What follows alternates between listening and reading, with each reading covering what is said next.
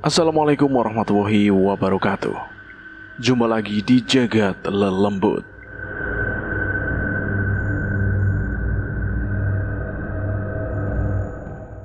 Di sebuah camp sederhana di pedalaman Kalimantan, jauh dari keramaian pikuk kampung mereka di lereng bukit hutan pinus, Hasim dan Ihsan duduk di bawah tenda darurat yang terbuat dari terpal tua.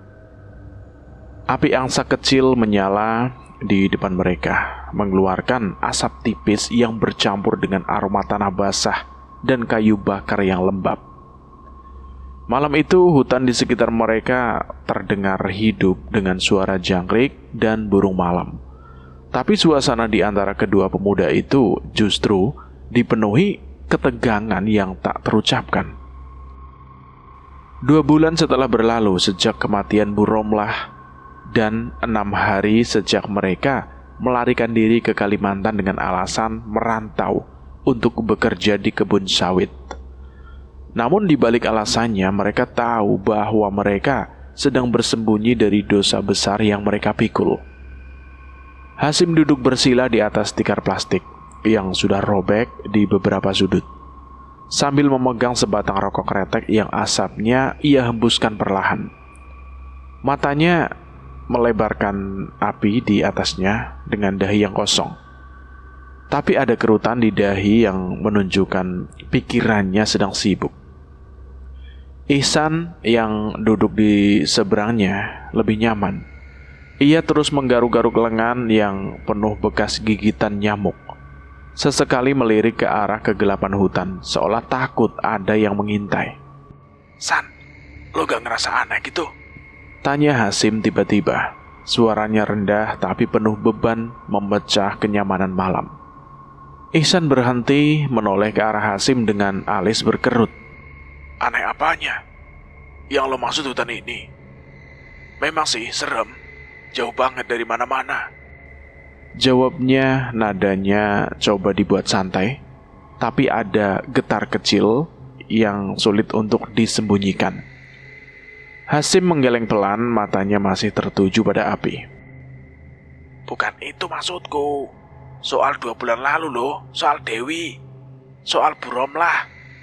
Lo gak ngerasa kayak ada yang ngikutin kita gitu?" Dia tanpa sadar meremas puntung rokok yang sudah mati. Ihsan tertawa kecil, tapi tawanya terdengar gugup dan tidak tulus. "Hah, lo takut hantu ya, Sim? Gila aja. Kita udah jauh banget dari kampung. Mana mungkin ada yang ngikutin? Lo kebanyakan mikir deh." Katanya mencoba menepis ketegangan, tapi tangannya tetap gemetar saat mengambil sebatang kayu untuk dilempar ke api. Hasim tidak ikut tertawa. Ia menatap Ihsan dengan tajam. Wajahnya penuh keraguan. "Gue seriusan. 2 bulan lalu kita bunuh Dewi.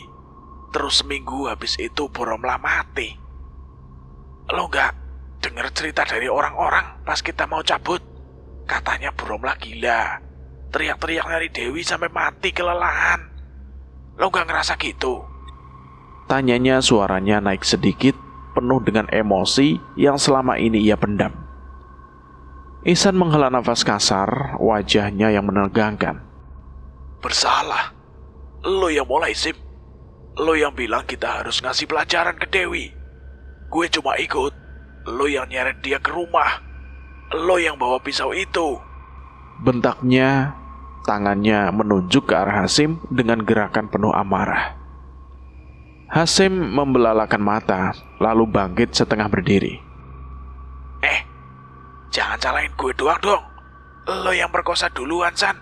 Lo yang bilang cantik banget kalau keadaan takut begini. Gue cuman ngebersihin kekacauan lo. Makanya gue gorok dia biar gak lapor." Balasnya suaranya keras hingga menggema di antara pepohonan. Ihsan menggenggam tangannya, wajahnya memerah. "Lo kira gue mau sampai gitu? Gue cuma kesel sama sikap dia. Sombong banget. Buang muka tiap kita sapa. Tapi lo yang bisa jadi gila, Sim. Kalau lo gak bawa pisau, Mungkin dia masih hidup. Kita nggak usah lari sampai sini. Hasim duduk kembali, nafasnya tersengal. Ia mengusap wajahnya dengan tangan yang kotor oleh abu. Matanya kini penuh penyesalan. Gue tahu, San. Gue tahu kita salah. Tapi tiap malam, gue itu mimpi loh. Mimpi Dewi berdiri di depan gue. Dengan matanya yang berdarah. Matanya kosong. Lo gak begitu emangnya? Ihsan merenung, matanya melirik ke arah kegelapan hutan lagi. Gue juga mimpi, Sim. Tapi bukan cuma Dewi. Kadang gue dengar suara Buromlah. Dia berteriak-teriak, "Dewi, kemana kamu?" Gue bangun keringatan. Tiap kali begitu. Makanya, gue bilang kita harus cabut. Biar jauh dari semua itu. Jawab Ihsan, suaranya bergetar. Menunjukkan ketakutan yang selama ini ia coba untuk disembunyikan. Hasim mengangguk lemah. Ia mengambil sebatang rokok lagi dari saku celananya. Gue pikir ke Kalimantan bakal bikin kita lupa. Tapi ternyata enggak. Malah nambah parah. Lo dengar gak tadi malam? Kayak ada yang bisik-bisik dari hutan. Gue takut banget, San. Takut banget. Ujar Hasim sambil gemetar saat menyalakan rokok. Ihsan menatap Hasim dengan mata yang penuh ketegangan. Lo juga denger, Sim. Gue kira cuma gue. Gue pikir cuma angin. Tapi kok kayak suara cewek ya? Lo pikir Dewi beneran nyusul kita sampai sini? Tanyanya, wajahnya pucat. Matanya menatap ke sekeliling. Hasim tidak langsung menjawab. Ia menghisap rokok dalam-dalam, lalu menghembuskan asap dengan nafas berat. Gue gak tahu, San. Tapi kalau benar, kita tamat. Kita gak bisa lari selamanya. Orang-orang di kampung pasti nyari kita.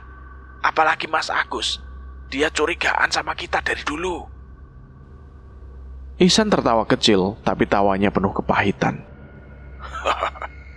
Mas Agus, dia gak bakal sampai sinilah. Kita udah jauh, Sim. Gak ada yang tahu kita di sini kecuali Dewi beneran arwah. Terus dia kasih tahu orang. Lu percaya gitu? Hasim menggeleng pelan.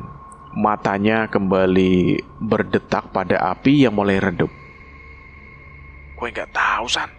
Tapi yang jelas, tiap gue tutup mata, gue itu lihat dia. Gue takut suatu hari kita bertemu dia beneran, bukan hanya di mimpi. Dan kalau itu terjadi, gue gak tahu kita harus ngapain. Ihsan tidak menjawab. Ia hanya menatap kegelapan hutan. Tangannya mencengkeram lututnya erat-erat. Malam di pedalaman Kalimantan semakin gelap. Hanya diterangi sisa-sisa bara api di puncak yang hampir padam.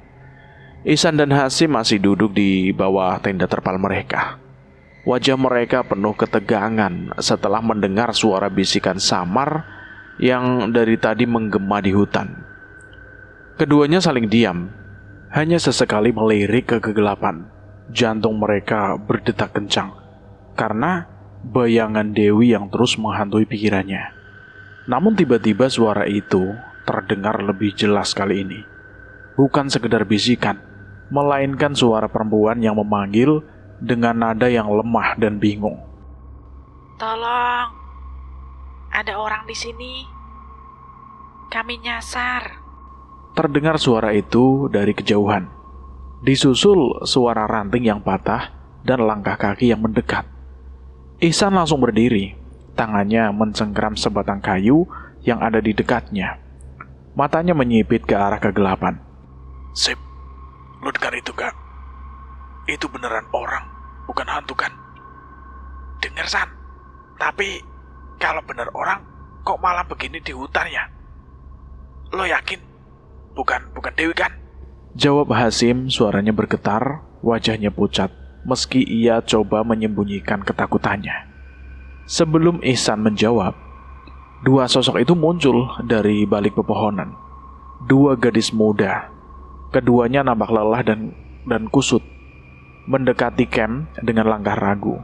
Yang satu mengenakan jaket coklat tua dan celana panjang penuh lumpur, sementara satunya lagi memakai kaos sederhana dengan kain sarung yang diikat di pinggang. Wajah mereka penuh keringat, tapi ada ekspresi lega saat melihat cahaya api unggun kecil yang baru dinyalakan kembali oleh Hasim. Permisi mas, kalian siapa? Tanya gadis yang berjaket coklat.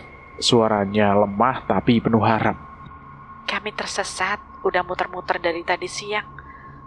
Boleh numpang di sini nggak? Ihsan dan Hasim saling bertukar pandang. Wajah mereka masih penuh kaget, tapi perlahan berubah menjadi rasa lega dan sedikit rasa ingin tahu yang lain. Ihsan meletakkan kayu di tangannya, mencoba tersenyum mesti kaku. Boleh. Kami Ihsan, dan ini teman saya Hasim. Kerja di kebun sawit. Kalian memangnya dari mana? Kok nyasar sampai sini toh? Tanyanya, nadanya dibuat ramah, meski ada nada curiga di dalamnya. Kedua gadis yang memakai sarung menghela nafas panjang lalu duduk di dekat api unggun tanpa permisi. Aku Yeni, ini temanku Rina. Kami dari kampung sebelah, mau ke pasar di ujung hutan, tapi salah ngambil jalur. Udah gitu hujan lagi, jalannya becek. Kami bingung baliknya. Jelasnya tangannya menggosok tangan yang dingin. Hasim mengangguk, matanya mulai menatap kedua gadis itu dengan tatapan yang mulai berubah dari waspada menjadi suatu yang lebih gelap. Oh gitu ya. Ya udah, istirahat saja di sini. Malam gini nggak mungkin balik, bahaya. Ujarnya sambil senyum kecil muncul di bibirnya, tapi ada kilatan aneh di matanya. Rina, gadis berjaket coklat, mengangguk penuh syukur. Terima kasih banget mas, kami benar-benar udah capek. Ada air nggak? Aku haus banget. Ada, ini minum saja. Santai, kalian aman sama kita. Malam semakin larut dan suasana di camp mulai sedikit lebih rileks. Yeni dan Rina duduk di dekat api, mengobrol kecil tentang perjalanan mereka yang salah arah. Sementara Ihsan dan Hasim duduk di sisi lain. Sesekali ikut bicara, tapi lebih sering saling berbisik. Bara api menyisakan cahaya redup, dan angin malam membuat suasana semakin dingin. Tapi di pikiran Hasim dan Ihsan, ada rencana lain yang mulai terbentuk. Cantik juga ya yang pakai sarung itu. Bisik Hasim ke Ihsan. Matanya tertuju pada Yeni yang sedang mengikat rambutnya. Malam gini sepi. Sayang banget kalau nggak kita ngapa-ngapain. Kata Ihsan, tersenyum miring, matanya menyipit penuh nafsu. Iya San, gue setuju. Tapi pelan-pelan, jangan buru-buru. Kita rayu dulu kalau begitu. Jawabnya pelan, lalu ia berdiri mendekati Yeni dengan sikap yang dibuat santai. Yeni, kamu dingin gak? Malam di hutan begini kan biasanya dingin. Kalau mau, duduk sini aja, dekat sama saya. Biar hangat. Ujar Ihsan, nadanya manis tapi penuh maksud. Tangannya menepuk tikar di sampingnya, dan Yeni menoleh. Alisnya sedikit berkerut, tapi ia tersenyum kecil. Gak apa-apa mas, aku udah biasa dingin. Lagian ada api unggun. Jawabnya singkat, lalu kembali mengobrol dengan Rina, tidak menyadari tatapan Ihsan yang semakin gelap. Hasim ikut mendekat, duduk di sisi lain di dekat Yeni. Ya Tuhan, kalian berdua ini kuat banget ya. Nyasar di hutan gini tetap santai. Keren lah. Kalau capek, kamu bisa selonjoran di dekat tenda kita loh.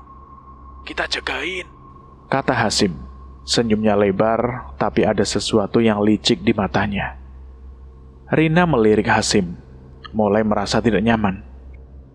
Makasih mas, Tapi kami cuma numpang bentar, besok pagi kami balik. Gak usah repot-repot. Jawabnya cepat, tangannya memegang lengan Yeni seolah memberi isyarat. Tapi Hasim tidak menyerah. Ia mendekat lagi, tangannya hampir menyentuh pundak Yeni. Santai saja, gak repot kok. Malam gini kan enak. Kalau ya gitu, saling hangatin. Kamu gitu gak, Yen? Cantik gini pasti banyak yang suka. Ujarnya, nadanya mulai terang-terangan, mesum. Yeni langsung menjauh, wajahnya berubah tegang. Maksud kalian apa, Mas? Aku gak suka gitu. Kami cuma numpang, gak lebih. Bentaknya, suaranya tegas, matanya menyala penuh peringatan. Ihsan tertawa kecil, mencoba meredakan situasi, tapi tetap dengan niat buruk. Jangan marah dong. Kita cuma bercanda. Tapi serius, kalian berdua di sini sama kita malam gini. Ya, kamu tahulah, kita cowok normal. Kalau kamu mau, kita bisa senang-senang bareng. Kata Ihsan, tangannya mulai merayap ke arah lengan Yeni. Yeni bangkit berdiri. Tangannya menepis tangan Ihsan dengan keras.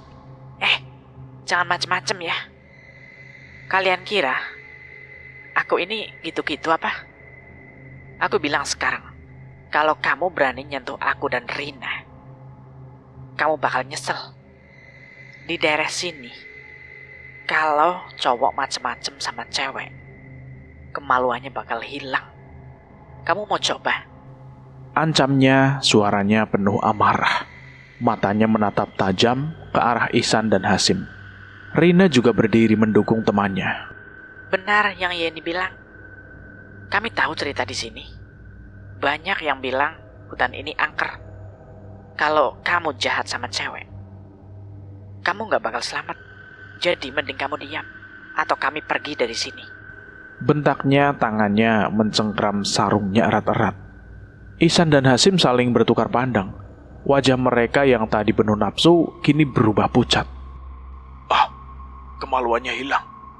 Kamu serius? Seriuslah. Kamu pikir kami bohong? Banyak cerita di kampung, cowok yang macam-macam sama cewek di hutan ini tiba-tiba bangun tanpa barang. Buruk lu hilang. Lo mau jadi salah satunya? Silahkan coba. Enggak lah. Kita kan cuma bercanda, Yen. Santai aja. Kamu duduk lagi aja. Kita nggak bakal ngapa-ngapain kok. Katanya cepat mencoba menenangkan situasi, meski matanya masih penuh keraguan. Ihsan mengangguk setuju, wajahnya kini penuh keringat dingin. Iya, kita bercanda doang. Kita nggak gitulah, beneran. Kamu aman sama kita, saya janji. Ujarnya, nadanya terdengar memohon. Ketakutan akan ancaman Yeni membuat niat bejat mereka menguap seketika. Yeni dan Rina saling melirik, lalu duduk kembali dengan waspada, menjaga jarak dari Ihsan dan Hasim. Baiklah, tapi kalau kamu coba-coba lagi, kami gak bakal diam. Ingat apa yang aku bilang. Tegas Yeni, matanya tidak lepas dari kedua pemuda itu. Ihsan dan Hasim hanya mengangguk lemah, wajah mereka penuh ketegangan. Malam itu niat buruk mereka batal, digantikan oleh rasa takut akan cerita mistis yang baru saja mereka dengar. Di sisi lain, di rumah panggung sederhana Kusno di desa Darmawetan, malam itu terasa lebih hangat meski dingin angin dari luar sesekali menerobos di celah-celah dinding kayu. Lampu minyak yang menyala redup di tengah ruangan menciptakan suasana tenang, tapi ada ketegangan halus di udara. Bu Lasmi duduk di atas tikar pandan tua. Tangannya masih sibuk menganyam ilalang liar menjadi tikar. Sementara Kusno dan Dewi dalam wujud arwahnya itu duduk di dekatnya. Jaket merah tua Dewi yang sudah diperbaiki oleh Bu Lasmi nampak rapi, tapi wajahnya yang pucat tetap memperlihatkan kesedihan yang mendalam. Kusno memecah keheningan dengan suara pelan. Matanya melirik ke arah ibunya yang nampak fokus pada anyamannya. Mbok, tadi sore aku ke warung Pak Rusman lagi, ketemu Mas Agus. Dia bilang besok sore dia mau berangkat ke Kalimantan. Ujarnya tangannya menggosok lutut dengan gerakan gugup. Bu Lasmi berhenti menganyam, mengangkat wajahnya dengan alis sedikit berkerut. Ke Kalimantan? Buat apa? Dia kan kerja membantu warungnya Pak Rusman. Ngapain jauh-jauh ke sana? Tanya Bu Lasmi, nadanya penuh kebingungan, matanya meraih antara Kusno dan Dewi yang duduk diam di samping. Dewi menatap Kusno memberi isyarat agar ia melanjutkan. Kusno menarik nafas dalam, lalu menatap ibunya dengan serius. Mas Agus katanya mau nyusul Ihsan sama Hasim, Mbok. Dia bilang dia pura-pura ikut kerja di kebun sawit bareng mereka. Tapi sebenarnya dia mau ungkap kematian Dewi, Mbok. Dia yakin mereka yang bunuh Dewi. Dan dia nggak mau mereka lolos gitu aja. Kata Kusno, suaranya sedikit bergetar karena beban cerita itu. Bu Lasmi meletakkan anyaman ilalang di sampingnya. Matanya melebar penuh kaget. Ya Tuhan, Gus. Jadi Mas Agus beneran percaya cerita yang kamu samperin kemarin? Dia mau ke Kalimantan cuma buat nyari 2 anak itu? Edan, berani banget dia ya. Kusno mengangguk, matanya melirik ke arah Dewi yang kini tersenyum kecil penuh harapan. Iya, Mbok. Aku ceritain semuanya ke dia. Pemerkosaan, pembunuhan. Sampai mereka menyembunyikan jasad Dewi di hutan pinus. Mas Agus emosi banget, Mbok. Bilang dia udah curiga dari dulu sama Ihsan dan Hasim. Katanya dia nggak bakal tenang kalau mereka nggak ditangkap, Mbok. Kata Kusno nadanya penuh keyakinan, meski ada rasa takut di hatinya. Dewi akhirnya membuka suara. Suaranya lembut tapi penuh tekad, meski hanya Kusno dan Bu Lasmi yang bisa mendengarkannya. Bu Lasmi, aku tahu ini berat buat Kusno. Tapi Mas Agus orang baik, Bu. Dia satu-satunya yang bisa bantu aku sekarang. Kalau dia sampai ke Kalimantan dan ketemu Ihsan sama Hasim, mungkin aku bisa tenang.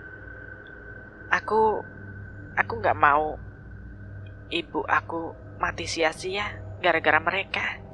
Kata Dewi, matanya berkaca-kaca. Tangannya mencengkram jaketnya erat-erat. Bu Lasmi menatap Dewi dengan ekspresi ibah, lalu kembali ke Kusno. Le, kamu yakin Mas Agus bisa ngelakuin ini? Kalimantan kan jauh loh, Le. Terus kalau Ihsan sama Hasim tahu dia nyari mereka, bisa bahaya. Dia sendirian gitu. Tanya Bu Lasmi, nadanya penuh perhatian. Tapi ada nada khawatir yang jelas. Kusno mengangguk lagi, mencoba meyakinkan ibunya dan dirinya sendiri. Mas Agus bilang dia nggak bakal ceroboh, Mbok. Dia mau pura-pura ikut kerja dulu, cari tahu di mana mereka, terus lapor polisi di sana. Katanya dia udah siapin rencana. Cuma aku nggak tahu detailnya. Dia cuma bilang, Kusno, aku nggak bakal balik kalau nggak bawa kabar baik buat Dewi sama Bu Romlah. Gitu, Mbok, katanya. Bu Lasmi menghela nafas panjang, matanya penuh keraguan, tapi juga harapan. Lele. Ya wes, semoga aja dia selamat. Kasihan Dewi sama ibunya. Kalau bener Ihsan dan Hasim yang bunuh, mereka pantas dihukum. Tapi Le, kamu gak ikut ke sana toh? Ibu gak mau kamu kenapa-kenapa. Wah, yo saya nggak ikut, Mbak. Saya nggak berani jauh-jauh. Dewi melangkah mendekat, meski tubuhnya hanya bayangan yang tak bisa disentuh. Bu, aku gak bakal bawa Kusno ke bahaya. Tapi aku sama Kusno mau minta izin ke rumah Mas Agus besok sore. Mau nemuin dia sebelum berangkat. Kasih semangat buat Mas Agus. Boleh ya, Bu? Iya, Mbok. Aku sama Dewi cuma mau ke rumah Mas Agus bentar aja, gak lama. Cuma buat bilang hati-hati sama doain dia. Aku janji pulang sebelum malam. Boleh ya, Mbak? Bu Lasmi diam sejenak, matanya meraih antara Kusno dan Dewi. Ia tahu betapa beratnya situasi ini, tapi ia juga tahu bahwa anaknya dan arwah gadis itu punya niat baik. Ya wes, boleh. Tapi janji sama ibu ya, Le. Kowe nggak boleh ikut ke Kalimantan atau apa-apa yang berbahaya. Kamu cuma nemuin Mas Agus terus pulang. Ibu nggak mau kehilangan kamu kayak Bu Romlah kehilangan Dewi. Kusno tersenyum kecil, lega mendengar persetujuan ibunya. Iya, Bu. Saya janji. Saya nggak bakal kacau, Bu. Aku cuma bantu Dewi sampai sini saja. Sisanya Mas Agus yang urus. Makasih ya Bu Lasmi. Aku tahu ini aneh. Aku cuma arwah. Tapi kalian udah bantu aku banget. Aku cuma pingin Ihsan sama Hasim ketangkap.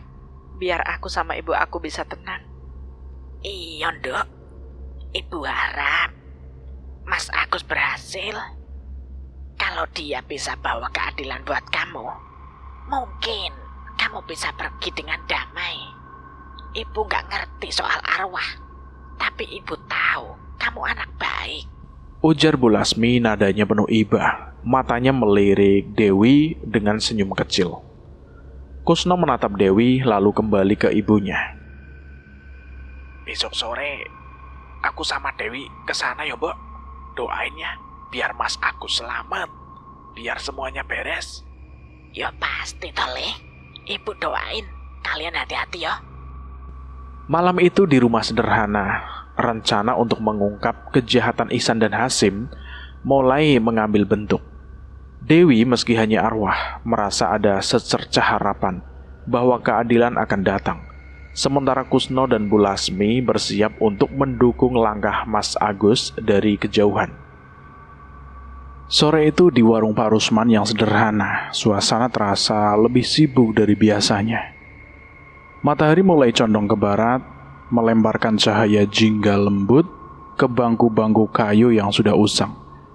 Pak Rusman dengan kaos oblongnya yang sedikit lusuh berdiri di balik meja kasar tempat ia biasa menyeduh kopi. Sementara Agus, keponakannya, duduk di bangku panjang dengan tas ransel tua di sampingnya. Di tangan Agus ada secarik kertas kecil bertuliskan nomor telepon dan nama mandor di kebun sawit Kalimantan yang akan menjadi pintu masuknya untuk menyusul Ihsan dan Hasim. Pak Rusman mengelap tangannya dengan kain lap tua, lalu menatap Agus dengan ekspresi campur aduk antara bangga dan khawatir. Gus, kamu yakin mau ke Kalimantan? Jauh loh, Gus. Terus katanya hutan di sana itu serem, banyak nyamuk sama binatang liar. Ujar Pak Rusman, nadanya penuh perhatian, matanya menyipit menatap keponakannya itu. Agus tersenyum kecil, tapi ada tekad keras di matanya. Ya yakinlah Pak Le, aku gak cuma mau kerja di kebun sawit. Aku mau nyusul Ihsan sama Hasim. Aku udah dengar dari Kusno, mereka yang bunuh Dewi. Aku gak bisa diam saja dengar itu, Pak Le. Jawab Agus, tangannya mengepal di atas meja, suaranya penuh emosi. Pak Rusman mengerutkan keningnya, tangannya berhenti mengelap meja. Bunuh Dewi? Kamu serius loh, Gus? Ihsan sama Hasim? Aku tahu mereka itu nakal, suka mabok. Tapi sampai bunuh orang? Kamu dapat cerita itu dari mana? Tanya Pak Rusman, nadanya penuh kebingungan. Matanya menatap Agus dengan rasa ingin tahu. Agus menarik nafas dalam, melirik ke arah pintu warung seolah memastikan tak ada yang mendengarnya. Dari Kusno, Pak Le. Dia datang kemarin malam. Bilang ada yang cerita ke dia soal Dewi. Katanya mereka memperkosanya, terus menggorok lehernya. Jasadnya disembunyiin di hutan pinus. Aku sudah curiga sama dia dari dulu, Pak Le. Tingkahnya itu aneh pas Dewi hilang. Makanya aku mau ke sana, pura-pura kerja. Tapi aku bakal cari bukti. Jelas Agus nadanya tegas. Tangannya meremas secangkir kertas di tangannya. Pak Rusman mengangguk pelan, wajahnya berubah serius. Waduh, apa temenan tole? Kalau bener gitu, mereka gak boleh lolos, Gus. Aku udah telepon Mandor Jafar tadi pagi.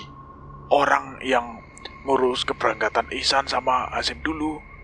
Dia bilang ada lowongan ke kebun sawit. Jadi kamu bisa ikut. Katanya mereka berdua sudah kerja di sana, tapi gak jelas di bagian mana. Kamu hati-hati yo. Kalau memang benar, mereka berbahaya. Ujar Pak Rusman, suaranya penuh peringatan. Tangannya menepuk pundak Agus. Agus mengangguk, matanya penuh tekad. Iya Pak Lek, terima kasih. Aku bakal hati-hati kok. Aku gak bakal gegabah. Aku cuma mau mastiin kebenaran, terus lapor polisi di sana. Aku janji bahwa nanti aku pulang, aku akan bawa kabar yang baik.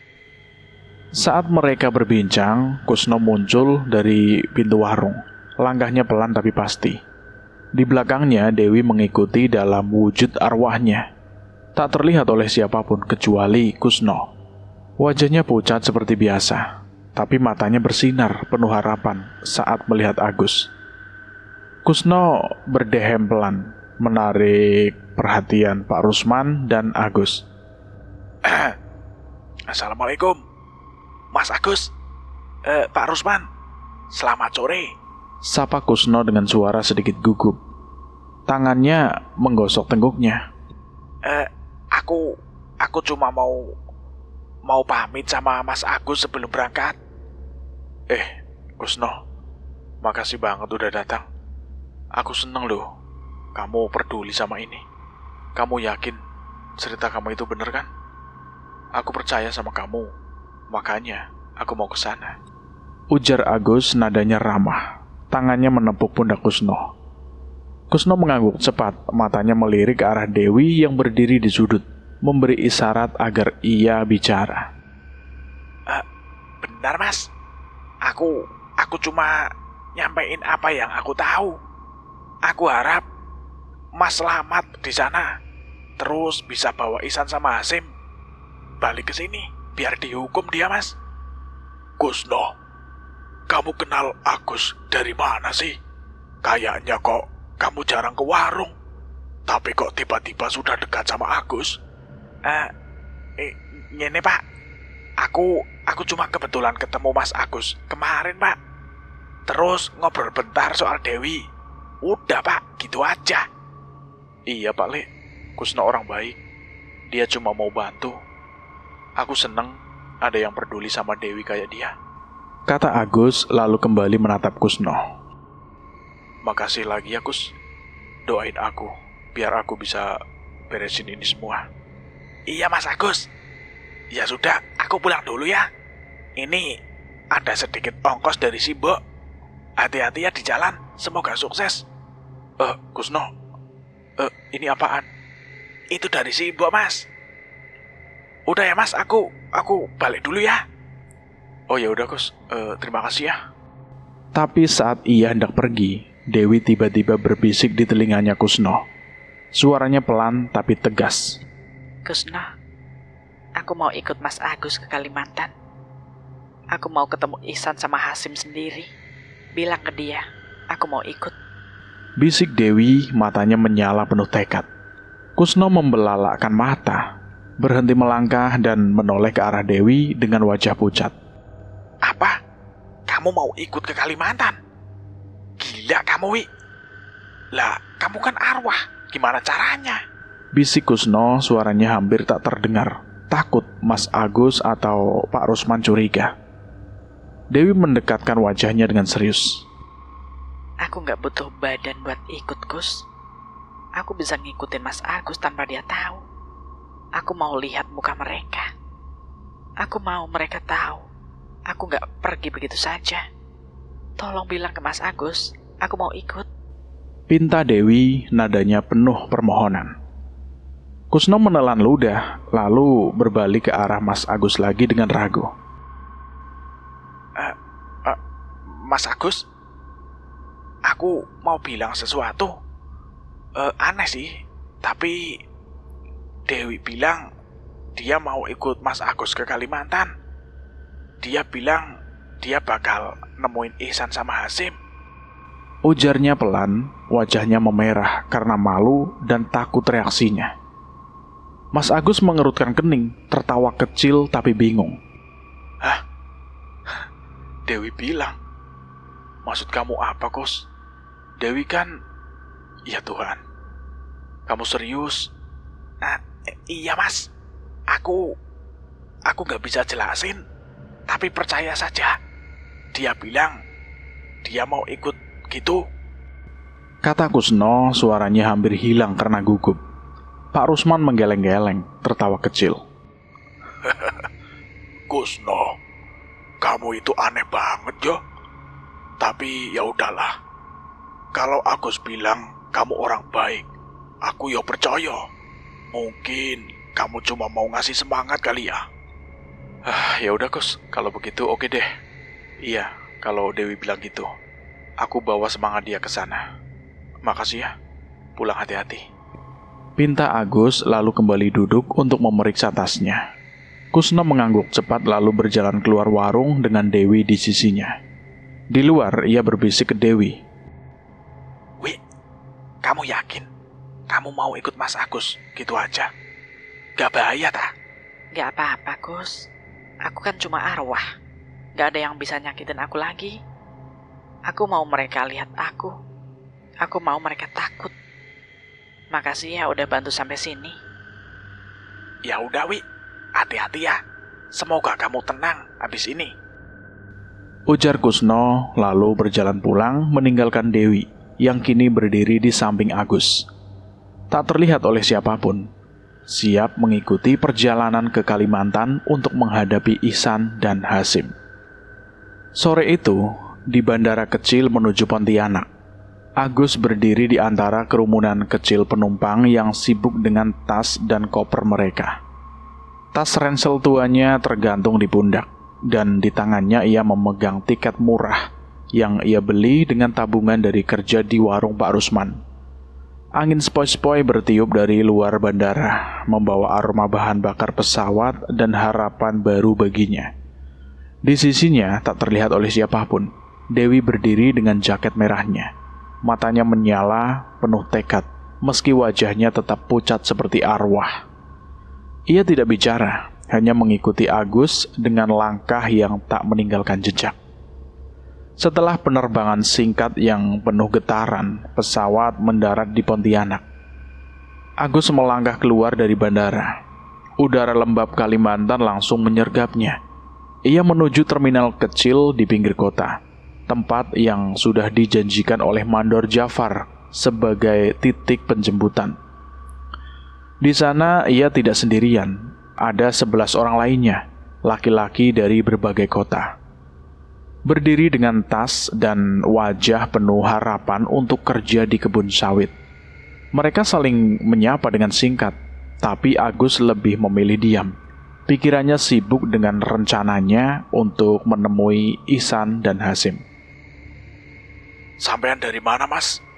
Tanya seorang pria bertubuh kurus dengan aksen Jawa yang kental, berdiri di samping Agus sambil menyedot rokok kretek. Saya dari Jawa Tengah, Mas. Dharma Wetan. Kalau Masnya dari mana? Jawab Agus singkat, matanya tetap tertuju ke jalan menanti truk penjemputan. Nama saya Sobirin, Mas. Saya dari Semarang. Katanya kerja di kebun sawit itu gampang, duitnya lumayan. Bener gitu gak sih, Mas? Tanya Sobirin lagi, nadanya penuh rasa ingin tahu. Agus mengangguk kecil, tersenyum tipis. Saya Agus, Mas. Katanya sih di sawit ya gitu. Kita lihat saja nanti di sana.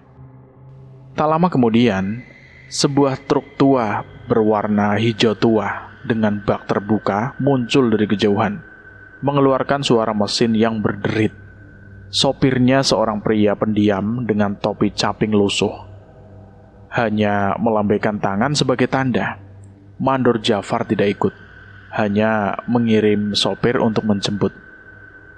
11 orang itu termasuk Agus dan Birin naik ke bak truk dengan susah payah, duduk di antara karung-karung kosong yang bau minyak. Perjalanan ke pedalaman dimulai.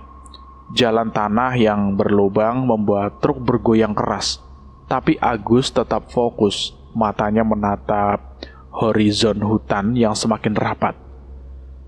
Setelah beberapa jam perjalanan yang melelahkan, truk berhenti di sebuah pos kecil di tengah hutan. Mandor Jafar, pria bertubuh kekar dengan kumis tebal, menyambut mereka dengan suara lantang. Selamat datang anak-anak. Kalian 11 orang ini bakal aku bagi ke camp masing-masing. Dengar baik-baik nama kalian. Teriaknya memegang daftar nama di tangan. Satu persatu nama dipanggil, hingga akhirnya Agus sama Sopirin, kalian ke camp 3. Di sana sudah ada 2 orang, Ihsan sama Hasim. Kalian bareng mereka nanti di sana ya. Iya pak. Agus menelan ludah, melirik ke arah perkebunan sawit yang kini berdiri di sampingnya. Wajahnya penuh antisipasi. Ihsan sama Hasim pak. Oke pak, siap. Agus menjawab singkat, berusaha menyembunyikan emosinya. Birin hanya mengangguk, tidak tahu apa yang ada di pikiran Agus. Perjalanan ke camp 3 tidak lama, hanya sekitar setengah jam dengan jalan kaki, menyusuri jalur tanah di antara pohon-pohon sawit yang tinggi. Saat mereka sampai, matahari sudah hampir tenggelam, menyisakan cahaya jingga samar di langit. Camp itu sederhana, tenda terpal tua, api unggun kecil, dan 2 sosok yang duduk di dekatnya, Ihsan dan Hasim. Mereka nampak lesu, wajah mereka penuh keringat setelah seharian bekerja.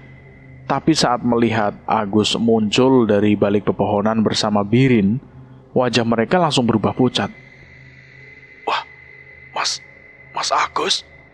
Seru Hasim, berdiri dengan tergesa hingga hampir tersandung kayu di dekatnya. Matanya membelalak, tangannya gemetar, wajahnya penuh kaget dan ketakutan.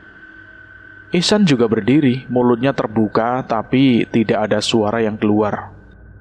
Loh, Agus, ngapain kamu kesini, Gus? Tanya Ihsan, suaranya bergetar, matanya liar menatap Agus seolah melihat hantu. Agus tersenyum kecil, pura-pura santai meski hatinya berdebar kencang. Ia meletakkan tasnya di tanah lalu melangkah mendekat.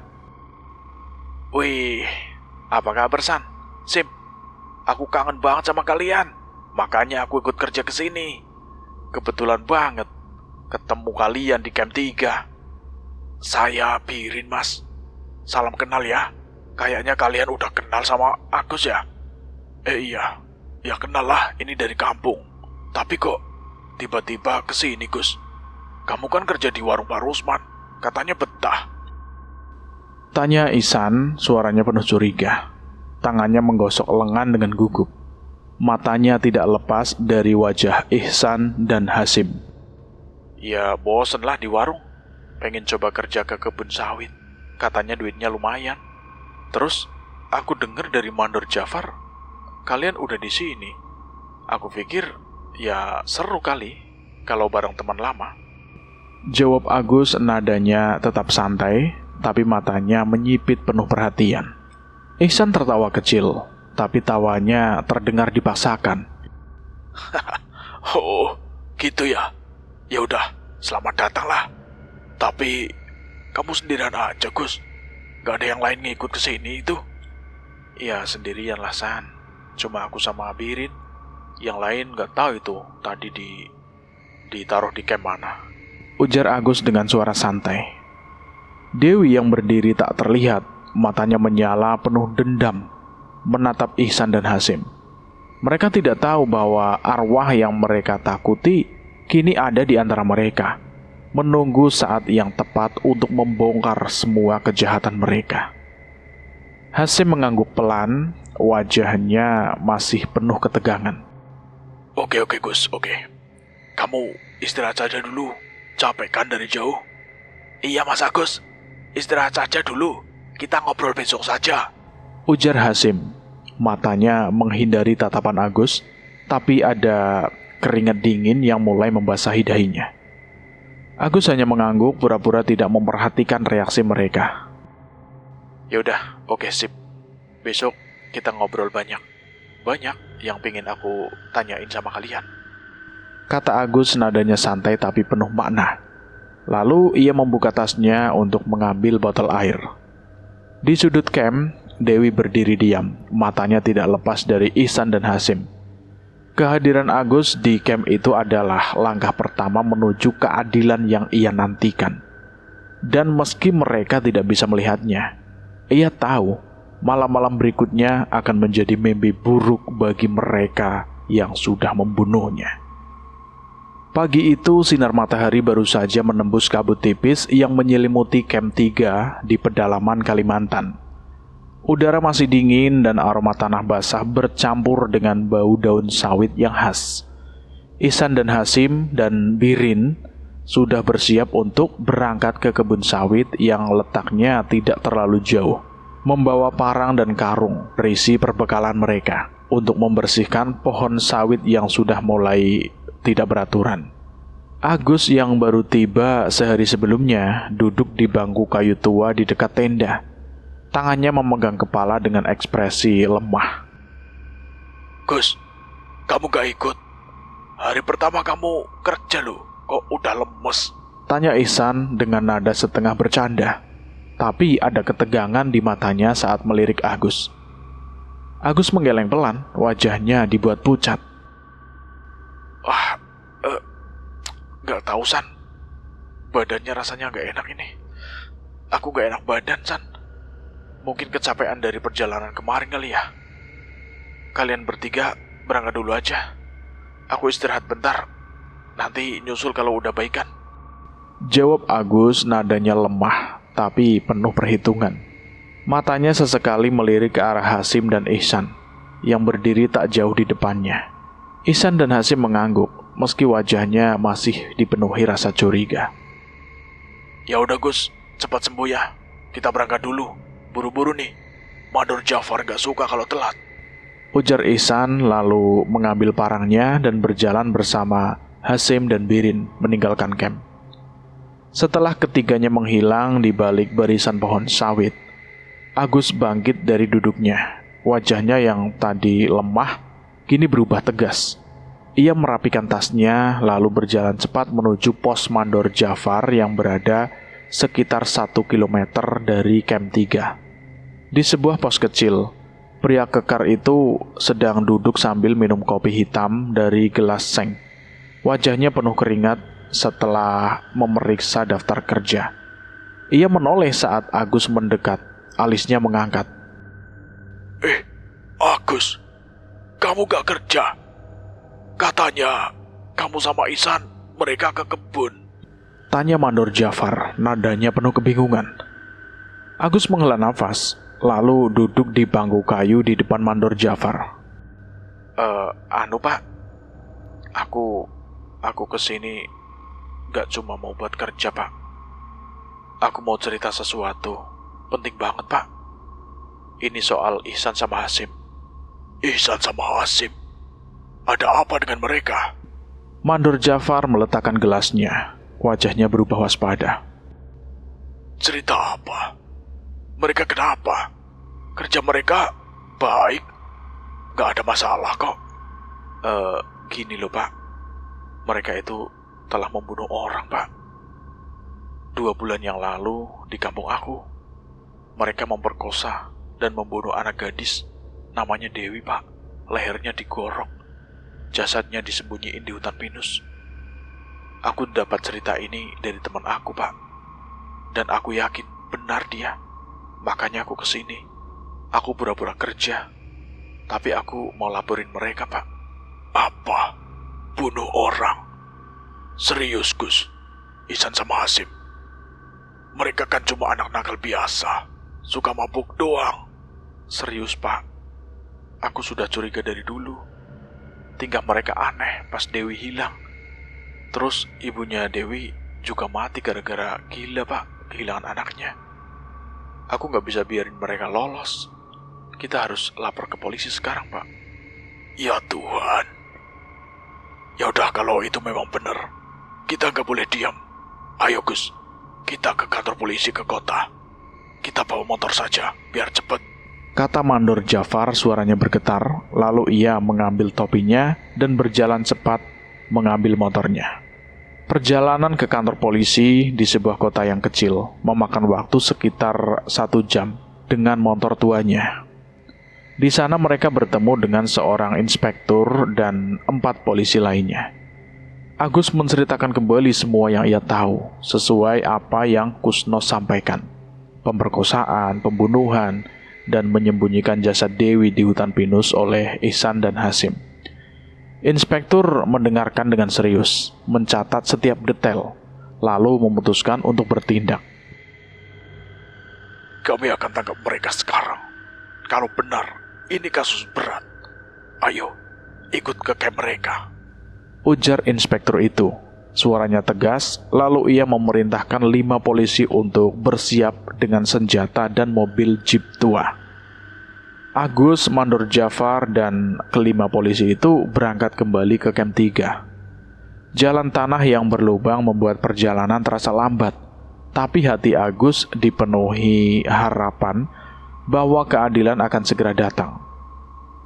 Sesampainya di camp 3, suasana yang mereka temui jauh dari apa yang mereka bayangkan.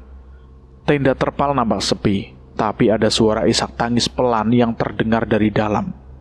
Agus melangkah cepat, diikuti Mandor Jafar dan polisi. Dan apa yang mereka lihat membuat semua orang terpaku. Di tengah camp, Ihsan dan Hasim tergeletak di tanah. Tubuh mereka tak bernyawa. Leher mereka tergorok dalam hingga hampir putus. Darah menggenang di wajahnya, dan wajah mereka membeku dalam ekspresi ketakutan yang mengerikan. Di samping jasad mereka, Birin duduk bersimpuh, menangis terseduh-seduh, tangannya penuh darah yang bukan miliknya. Ya Tuhan, apa yang terjadi? Teriak Mandor Jafar, wajahnya pucat. Tangannya gemetar menatap pemandangan itu. Agus membelalakkan mata, langkahnya berhenti.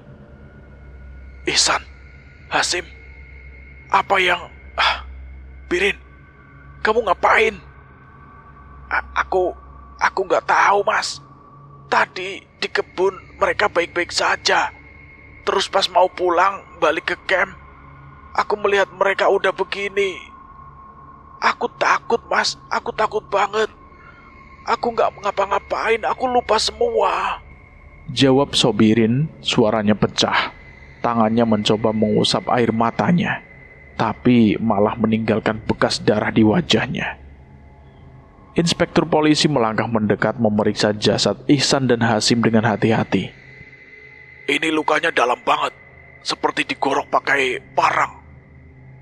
Orang ini yang membawa barang itu, dan jelas-jelas di tangan orang ini. Pasti dia yang membunuhnya.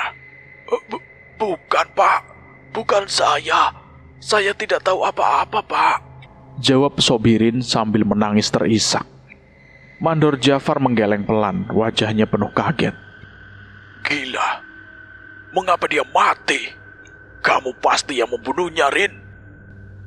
Agus terdiam, matanya melirik ke arah Birin yang kini menangis terisak di depan jasad Ihsan dan Hasim.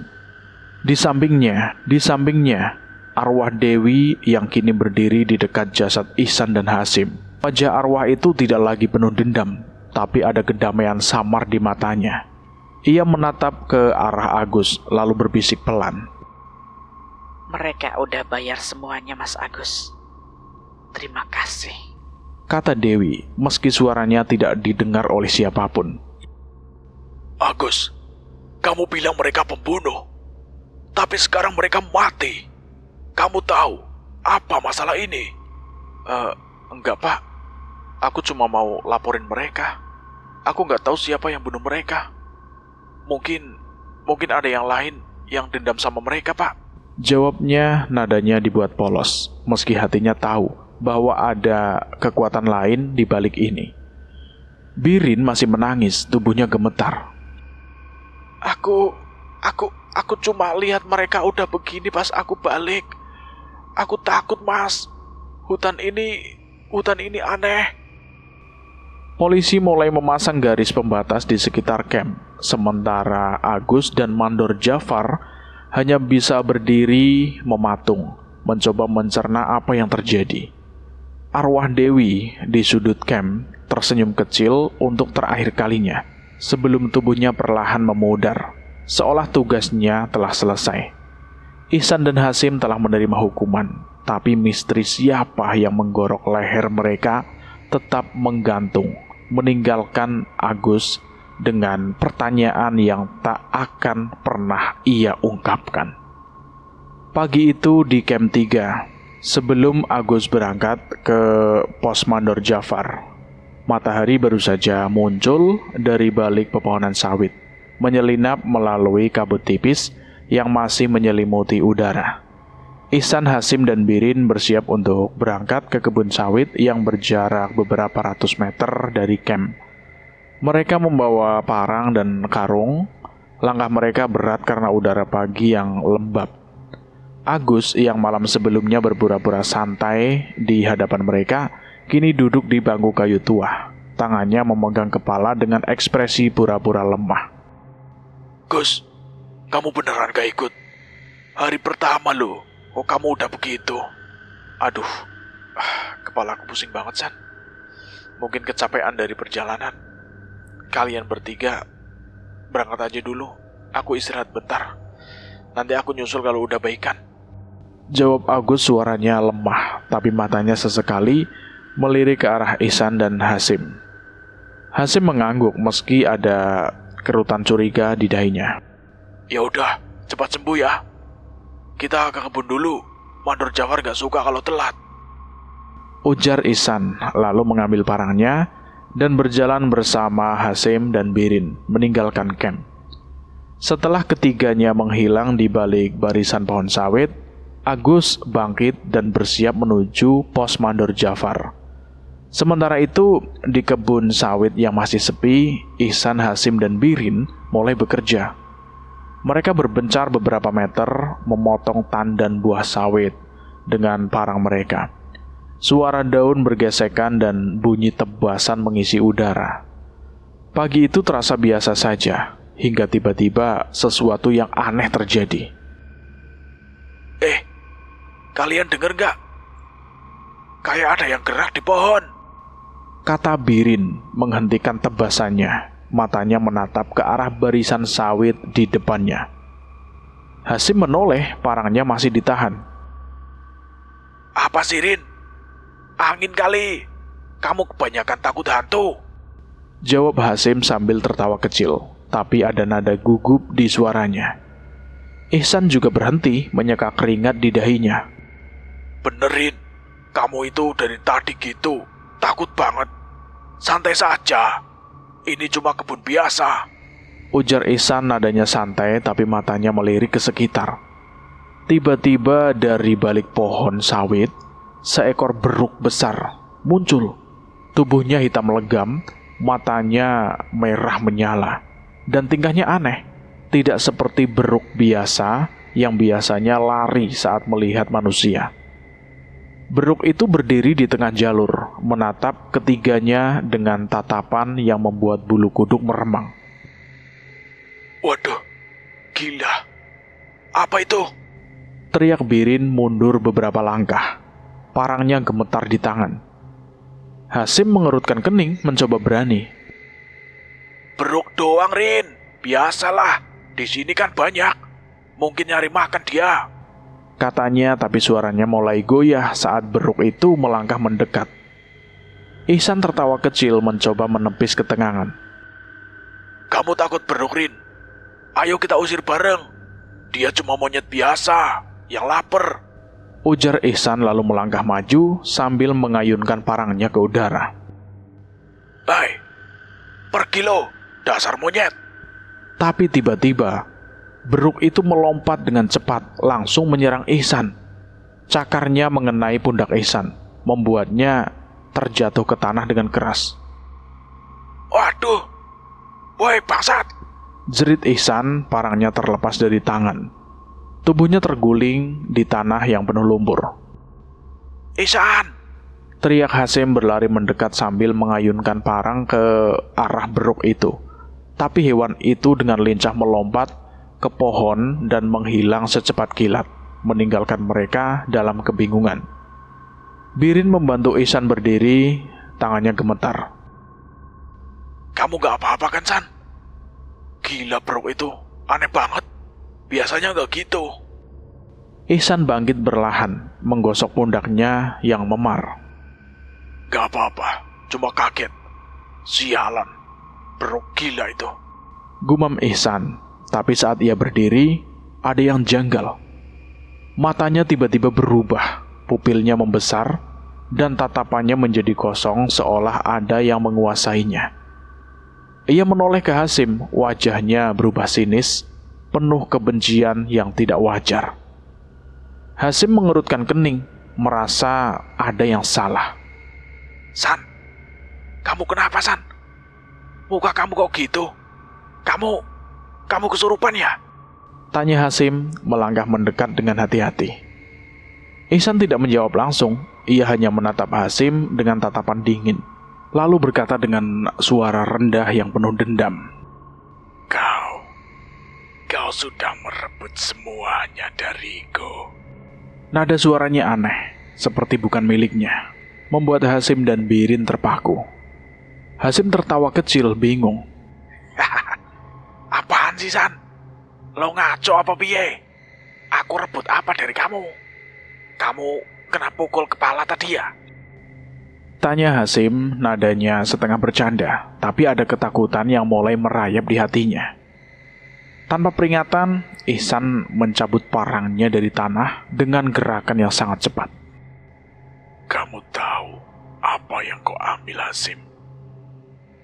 Kamu penutup dosa.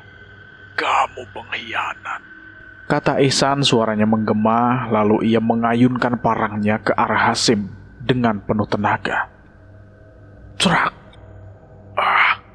San, kamu gila ya? Teriak Hasim mencoba menghindar, tapi terlambat. Parang itu mengenai pundaknya. Darah muncrat ke udara dan ia terpental ke tanah dengan jeritan kesakitan. Kamu gila ya, San? Birin mundur, matanya membelalak penuh horor. San, stop, San. Kamu ngapain? Jerit Birin, tangannya bergetar. Tapi ia buru-buru mengeluarkan HP dari saku celananya, mulai merekam kejadian itu dengan tangan yang bergetar hebat. Ihsan tidak mendengar. Ia melangkah mendekati Hasim yang tergeletak. Darah mengalir deras dari pundaknya. Kamu pikir kamu bisa lari dari semua ini, Hasim? Kamu salah. Katanya lalu dengan sadis, ia mengangkat parang tinggi-tinggi dan menggorok leher Hasim dalam satu gerakan brutal. Darah langsung menyembur seperti air mancur, mengenai wajah Ihsan. Leher Hasim hampir putus, hanya tersisa sedikit kulit yang menggantung.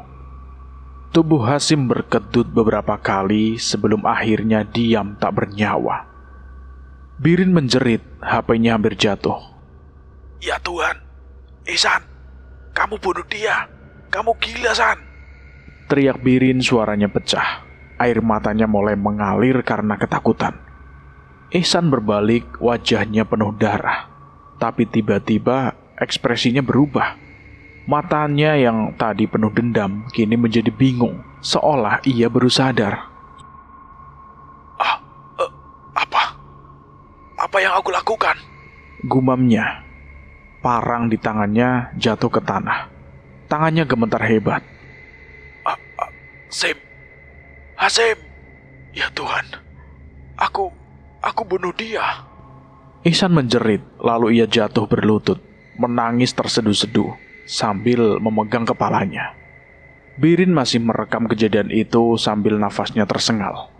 San, kamu gila ya? Kamu bunuh Hasim. Aku nggak ngerti apa yang kamu lakukan. Rin, kita harus bawa dia. Kita harus bawa dia ke camp. Akhirnya mereka berdua pun membawa tubuh Hasim yang sudah tak bernyawa dan kepalanya hampir putus. Mereka berdua sambil menangis membawa mayat Hasim ke sebuah kamp mereka. Setelah sampai dan ditaruhlah jasad si Hasim di depan area camp, tiba-tiba Ihsan berhenti menangis. Ia bangkit perlahan, wajahnya kembali kosong. Tapi kali ini ada rasa mual yang terlihat di ekspresinya. Aku pusing. Aku pusing, Rin. Gumamnya lalu ia memegang kepalanya dan terhuyung. Parang yang ia pegang diletakkan di sebuah tanah di dekat Birin. Dan Birin yang masih ketakutan, tiba-tiba merasa ada dorongan aneh dari dalam dirinya. Kamu monster, San. Teriak Birin lalu tanpa sadar, ia mengambil parang itu dari tanah. Dengan gerakan cepat, ia menghantam parang itu ke leher Ihsan dari samping. Cerak! Bilah parang itu memotong daging dan tulang dengan suara mengerikan. Darah muncrat ke wajah Birin. Leher Ihsan hampir putus, hanya tersisa sedikit jaringan yang menggantung. Ihsan tersungkur, tubuhnya kejang-kejang, seperti kambing yang disembelih saat Idul Adha. Darah mengalir deras, membasahi tanah. Lalu perlahan ia diam, tidak bergerak lagi. Birin menjatuhkan parang itu. HP-nya pun tidak tahu di mana, terlepas dari tangannya dan jatuh ke tanah. Saat itu tiba-tiba Birin tersadar. Apa yang aku lakukan? Jeritnya, wajahnya penuh darah dan air mata. Tangannya gemetar hebat. Ia jatuh bersimpuh di samping jasad Ihsan dan Hasim, menangis terseduh-seduh. Aku gak mau gini. Aku gak ngerti apa yang terjadi. Di kebun sawit yang sepi itu, hanya ada Birin yang tersisa. Dikelilingi dua jasad dengan leher yang hampir putus. Darah menggenang di tanah seperti danau kecil. HP-nya yang jatuh terus merekam, menangkap suara isak tangisnya dan pemandangan mengerikan itu. Beruk tadi sudah lama hilang, tapi kehadirannya seolah meninggalkan jejak kegelapan yang tak bisa dijelaskan. Birin dalam kepanikan dan kebingungannya tidak tahu bahwa kekuatan misterius, mungkin arwah Dewi, telah menggerakkan tangan mereka untuk saling menghancurkan, membawa keadilan dengan cara yang paling sadis. Pagi itu di kantor polisi kecil di desa terdekat dari Camp 3, suasana penuh ketegangan. Birin duduk di ruang interogasi, tangannya diborgol, wajahnya pucat dan matanya merah karena menangis seharian. Di depannya inspektur polisi dan dua petugas lainnya menatapnya dengan ekspresi bingung bercampur curiga. Di meja, HP milik Birin tergeletak. Layarnya memutar ulang rekaman mengerikan dari kebun sawit, pembunuhan sadis Ihsan terhadap Hasim. Lalu Birin yang menggorok leher Ihsan. Darah, jeritan, dan kebingungan merekam jelas, tapi ada sesuatu yang tidak masuk akal dari dalam video itu. Birin, jelasin lagi. Kamu bilang kamu gak sadar. Ngapain itu? Tapi ini jelas. Kamu yang membunuh Ihsan. Terus Ihsan bunuh Hasim. Apa yang bikin kamu begitu? Kamu kesurupan apa gimana? Tanya polisi itu dengan suara tegas. Tangannya memeluk layar HP yang masih memutar rekaman. Birin menggeleng-geleng, air matanya jatuh ke meja. Aku nggak tahu, Pak. Aku cuma ingat Beruk itu menyerang Ihsan. Terus dia bangun kayak orang lain. Dia ngomong aneh. Terus tiba-tiba nyerang Hasim. Aku takut. Aku cuma mau merekam buat bukti. Tapi tiba-tiba aku ngerasa pusing. Kayak ada yang nyuruh aku ambil parang. Aku gak mau bunuh Ihsan, Pak. Aku gak ngerti kenapa aku begitu. Jawab Birin, suaranya pecah, tangannya gemetar hebat. Polisi itu mengerutkan kening, melirik ke petugas lain. Bro, kamu yakin ini benar? Video ini aneh banget. Ihsan kayak kesetanan. Terus kamu tiba-tiba ikutan. Tapi bukti jelas, kamu yang terakhir pegang parang. Kami tetap harus jadikan kamu sebagai tersangka pembunuhan. Birin menunduk, isaknya semakin keras. Aku gak mau gini, Pak. Aku gak ngerti apa yang terjadi. Hutan itu angker, Pak. Kata Hasim, suaranya tenggelam dalam tangis. Tapi polisi hanya mengangguk dingin melanjutkan proses hukum. Beberapa hari kemudian, Agus kembali ke kampung halaman di desa Darmawetan. Langkahnya berat, wajahnya penuh beban setelah menyaksikan akhir tragis Ihsan dan Hasim. Ia langsung menuju ke rumah panggung sederhana Kusno, tempat Bu Lasmi dan Kusno sedang duduk di beranda. Kusno menyambutnya dengan senyum kecil, tapi ada sesuatu di matanya yang membuat Agus merasa aneh. Mas Agus, sudah balik toh? Aku kira di situ bakal lama, Mas. Sapa Kusno berdiri dari bangkunya.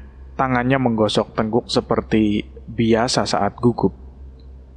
Agus mengangguk pelan, meletakkan tasnya di lantai. Iya, Gus. Semuanya udah beres. Tapi aneh banget. Aku mau cerita, tapi kamu harus siap dengar cerita gila ini. Kusno tersenyum kecil, lalu melirik ke samping tempat Dewi berdiri tak terlihat oleh Mas Agus. Alah, gak usah cerita, Mas. Aku sudah tahu. Dewi cerita sama aku kemarin malam. Ihsan sama Hasim mati toh. Leher mereka digorok, Birin jadi tersangka. Kamu gak usah cerita panjang, aku udah ngerti. Apa? Dewi cerita? Maksud kamu apa, Gus? Kamu bisa ngomong sama dia? Tanya Agus, suaranya naik. Tangannya bergetar karena kaget. Bu Lasmi yang selama ini diam mendengarkan, bangkit dari duduknya. Tenang, Gus. Duduk dulu. Ada yang harus Ibu lakuin, biar kamu mengerti. Kata Bu Lasmi, nadanya lembut tapi tegas. Ia mengambil sejumput garam dari dapur, lalu mendekati Agus. Tutup mata kamu. Terus dengar apa yang Ibu baca, ya? Buat apaan, Bu? Wes, ora usah kakean takon. Dirungokke wae, karo ditiru, ya? Agus bingung, tapi ia menurut. Ia menutup mata dan Bu Lasmi mulai membacakan mantra pelan di ubun-ubunnya. Tangannya menaburkan garam ke kepalanya. Duh pangeran, mugi karso ngelekaken manahipun abdi paduka. Mugi karso mirsanipun napa ingkang kapendet. Gumam Bu Lasmi, suaranya seperti bisikan. Dan tiba-tiba Agus merasa ada hawa dingin menyelinap di punggungnya. Saat ia membuka mata, ia terpaku. Di samping Kusno, Dewi berdiri dengan jaket merahnya. Wajahnya pucat tapi cantik. Matanya menatapnya dengan penuh rasa. Dewi, kamu beneran di sini? Ujar Agus, suaranya bergetar. Air matanya tiba-tiba mengalir tanpa ia sadari. Dewi tersenyum kecil, langkahnya mendekat. Mas, terima kasih udah bantu aku. Aku tahu kamu ke Kalimantan buat aku. Katanya dengan suara lembut, tapi penuh emosi, matanya berkaca-kaca. Agus bangkit. Tanpa pikir panjang, ia memeluk Dewi. Anehnya, ia bisa bersentuhan. Ia bisa menyentuhnya dengan terasa nyata, hangat seperti manusia biasa. Dewi, aku gak nyangka aku bisa memelukmu hari ini. Aku pikir kamu cuma bayangan. Ujarnya dengan tangisan pecah. Tangannya memeluk erat gadis itu, wajahnya tenggelam di pundaknya. Bu Lasmi tersenyum kecil, matanya penuh iba. Kalian bisa bersentuhan, Gus. Itu tandanya kalian ada cinta. Kalian saling mencintai. Tapi sayang, ini sudah terlambat. Kalian sekarang sudah beda alam. Agus melepaskan pelukannya, menatap Dewi dengan mata penuh air mata. Cinta. Dewi, kamu suka sama aku. Sejak kapan? Sejak dulu, Mas. Waktu aku masih hidup, aku suka ngelihat kamu di warung Pak Rusman. Kamu baik, kamu ramah. Kamu selalu senyum ke aku setiap aku beli kopi. Tapi aku malu bilang. Aku pikir aku punya waktu. Tapi ternyata... Agus menggeleng, tangisnya semakin keras. Ya Tuhan, aku juga suka sama kamu. Tiap kamu datang ke warung, aku seneng banget. Aku pengen ngomong, tapi aku takut kamu cuma menganggap aku sebagai teman biasa.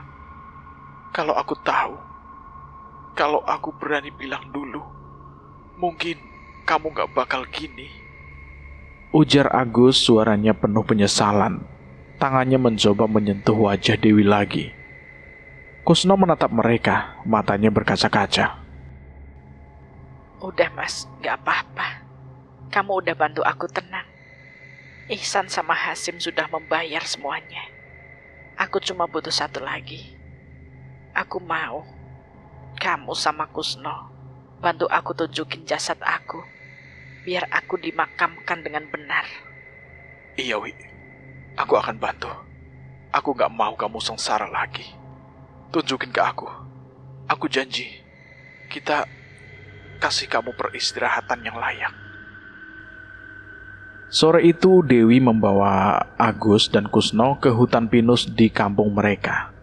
Dengan bantuan warga yang diberitahu oleh Kusno, mereka menggali semak di bawah pohon pinus besar, tempat Dewi menunjukkan lokasi jasadnya.